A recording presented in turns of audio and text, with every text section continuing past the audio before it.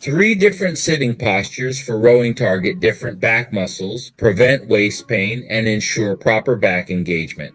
First, sit upright, shoulders down, back straight. Stretch forward, don't shrug. Pull handle to lower abs, focusing on lats.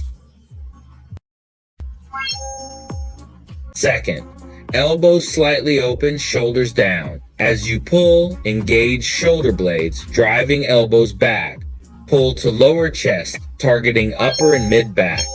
This mainly trains the upper back and middle to lower trapezius muscles. Third, lean forward, chest slightly in. Keep back straight, not arched. Pull to lower abs, imagining elbows pushing back.